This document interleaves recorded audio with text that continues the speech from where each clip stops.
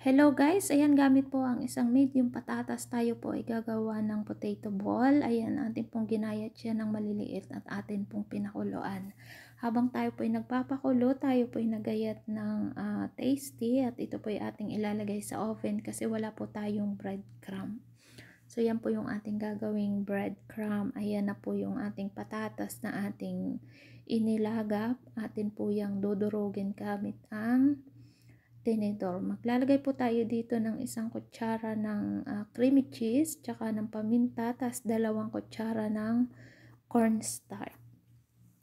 Hahaluin po natin yan ng maayos guys para maging lumahok yung ating cornstarch, yung ating creamy cheese at tsaka yung ating paminta dun sa ating patatas.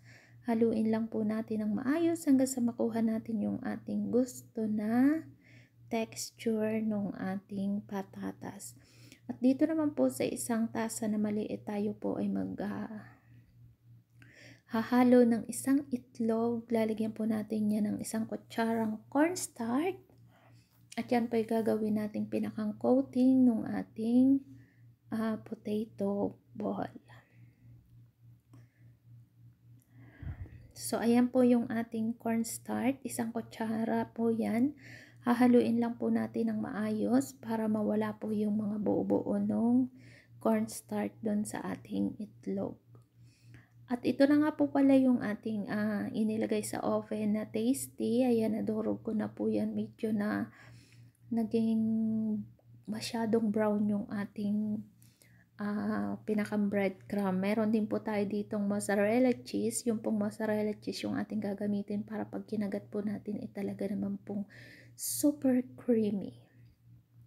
Ayan, ganyan lang po yung ating gagawin. Bibilog-bilugin lang po natin ng ganyan. Lahat po yan yung ating patatas na pinakuloan. Tapos, pag natapos natin siyang bilog-bilugin, ilalagay natin doon sa itlog. Ayan, ganyan. Tapos doon sa breadcrumb.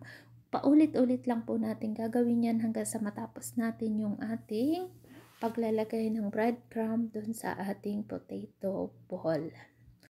At habang tayo po ay naggagawa ng ganyan, tayo po ay nagpainit na ng ating mantika. Ayan, atin pong ilalagay na yan dyan isa-isa yung ating potato ball.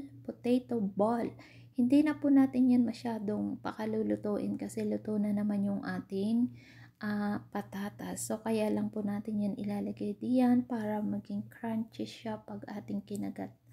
Tapos, yung kanyang mozzarella cheese ay para mag-melt. Ayan, napakaganda ng ating potato ball. Ayan, tingnan nyo naman po. Super creamy. Ayan na po yung ating potato ball. Sa atin na pong titikman itong ating niluto.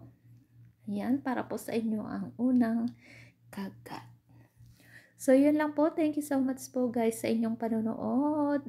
At kayo po yung mag-comment kung kayo po yung mga taga saan para po kayo ma-shoutout ko sa susunod na video.